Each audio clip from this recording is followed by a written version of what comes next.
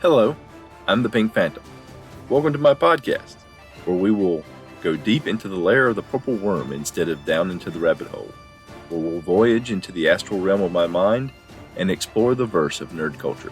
This is Phantom Thoughts. All right, trying a little guerrilla podcasting with the phone this time. See how this works out. On this episode, I've got a call from Jason from the Nerds RPG Variety Cast about the Korg role-playing game I played in the last episode. I also have a bunch of random thoughts about a bunch of random things, so it's going to be interesting to see how this episode develops, because at this point, I don't even know. But let's enjoy together. Hey, Jason here. Just listened to 37. Shall we play a game? I also backed Korg on the Kickstarter, and it's a lot of fun. The other thing it would be really good for, not only for solo play like you did, but of course we all carry pocket dice, right? And this is popularized by Sword in a Backpack, and Cody Mazza and Ray Otis have both also talked about it. And since hearing them talk about it, I always carry dice in my pocket. But the nice thing with Korg is, if you have, a couple dice and you have those cards, which you just slide in your wallet, you could easily turn this into an actual role-playing game where you're using that card to DM another player. So you come across somebody that doesn't know about role-playing games, or if they do, you could easily use this instead of a solo as a true RPG, So I think it's a really clever product, and I'm very happy that I backed it, and I look forward to future things from that creator.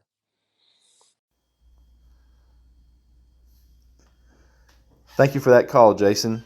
Korg was a lot of fun playing Korg like that. It was a real quick little game, quick experience. It's a real theater of the mind kind of thing, but it's something that, with a little imagination, some pocket dice, you can play anywhere. You can play with a friend. You can make a new RPG friend and play it. So yeah, that's very good. Thank you for pointing that out.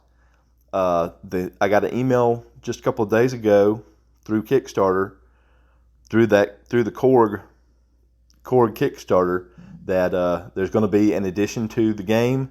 I'm not sure exactly when it's going to launch. There wasn't a lot of details about what's going to be in it, but I'm real interested to see how this game develops and see how things go from here.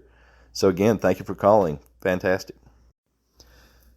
So now on to the meat of the episode, for lack of a better term. Just things that have caught my attention on the interwebs related to role-playing and the role-playing hobby. Several crowdfunding initiatives.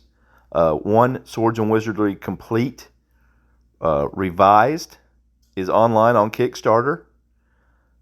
It goes through April 25th. The digital version of the game, the revised version of the game, is going to be $5 through this campaign. So this is a re-spawning of the venerable OD&D rule set, and it's something that a lot of people have enjoyed, both in its original incarnation and in its various Swords and Wizard incarnations. My guess is, after the way things went down, and I believe they've said this. I haven't kept up as much with the whole Wizards of the Coast handling of the OGL and all that, and the way people react to it. Most folks that have been using it, that have real prominent games, have said they're going to strip it out of those games. So I imagine Swords of Wizardry Complete will probably fall into that process. Another one on Kickstarter, which just caught my attention because I thought it was neat. I'm not going to back it. The RPG Squeeze Plush campaign, which goes through April 21st. It's stuffed animals of D&D monsters, essentially. Legally distinct D&D monsters. Gelatinous Cube, the Scrix Bear, which is legally distinct from Owlbear, the Eiger, which is legally distinct from a Beholder, things like that. And, they're not terribly expensive. I don't remember what the price is, and help me, I didn't write it down before I started the podcast. But, if you've ever wanted a cute stuffed animal of a classic D&D monster to give to a child with a great imagination, or a child at heart with a great imagination, this could be something for you. I failed to mention after the Swords and Wizardry thing, I'm going to have links to all this stuff in the show notes. So, you don't have to worry about it. Or you can go on Kickstarter and look for RPG Squeeze Plush. That should bring it right up. And the other one was Swords and Wizardry Complete Revival. Revised. Revival. I have OSR on the brain, apparently.